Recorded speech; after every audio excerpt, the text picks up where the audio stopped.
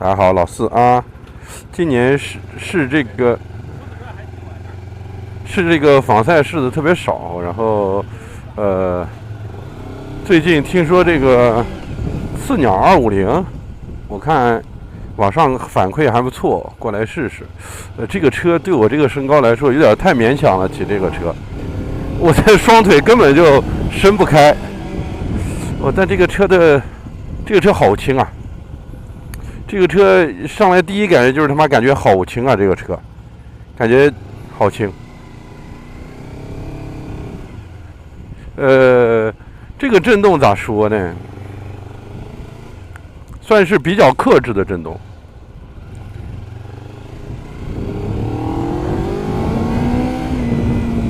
到了转速起来以后，6000转往后还是能感觉到一些震动的，还是有一些这种相对绵密的震动的。D 档下收油制动有点明显。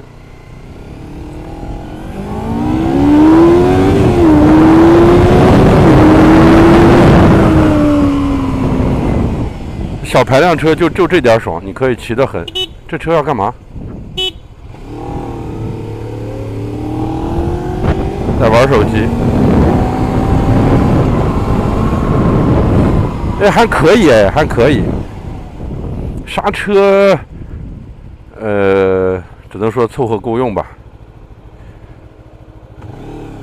3档起个步吧。为什么3档起步呢？因为踩不下去了这个档杆。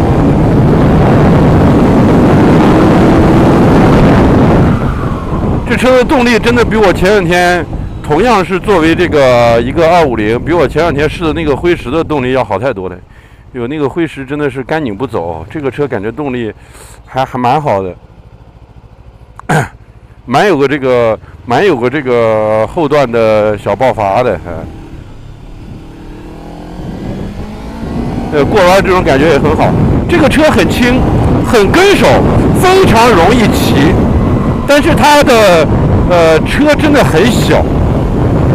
我不记得250 S2 多大了，但我感觉它可能跟250 S2 大小没差到哪里去。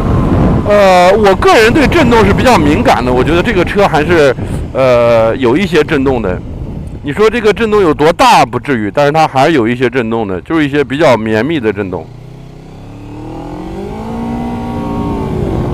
操控很棒啊，操控很棒，整个转速还是比较偏向于后半段。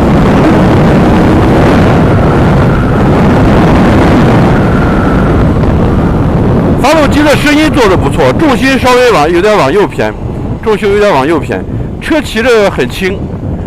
然后我觉得这个车现在的影响它运动能力的，可能就是它的前减啊有点软。刚才这个后轮有点搓了。挺灵巧，挺灵活，感觉是比较符合凯越一贯的这个坐车风格的这么一台车。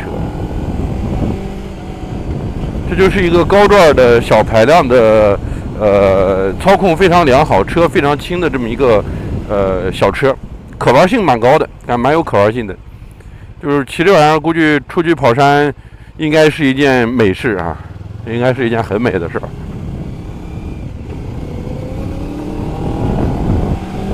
减震有点软，然后刹车的话也只能说凑合够用吧，不算是好的水平。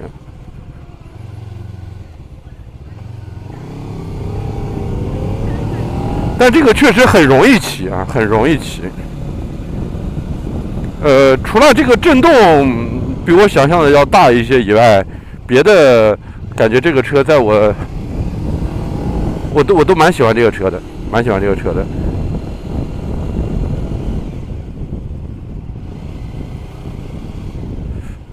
但是说实话，兄弟们，在现在这个时间段看这台车的话，这个车看起来，就是从三星台这个位置看过去，这个车没有什么精品感，这个车没有什么精品感，看起来就蛮普通的吧，只能说这个做工啊，包括这个接缝啊，以及一些这个仪表的这种东西，看起来就是比较普通。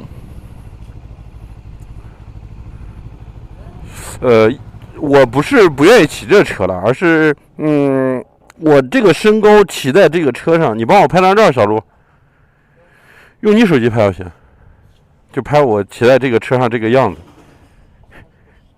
有点太憋得慌了，我操，太憋得慌了。我爬到这儿的话，头已经快伸到这个风挡前面去了。拍一张。对我来说确实是稍微有点小了这个车。然后他们也差不多快到下班时间了，我们就下来简单的来聊一下这个车吧。这个车，整体评价就是动力不错，操控不错，震动控制尚可。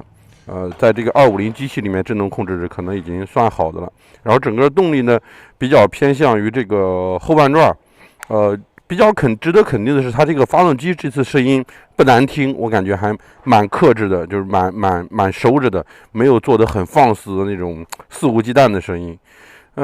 但是呢，整个车看起来，说实话，塑料感有点强。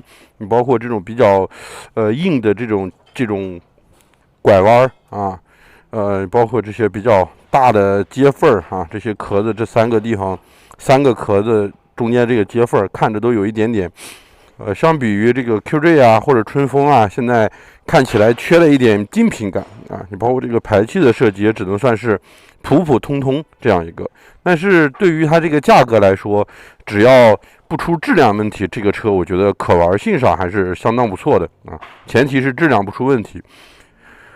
看来离开张雪以后的凯越还是有一定的坐车能力的，或者说坐车能力感觉没有什么明显的下降，还是有凯越之前的车那种一贯的感觉。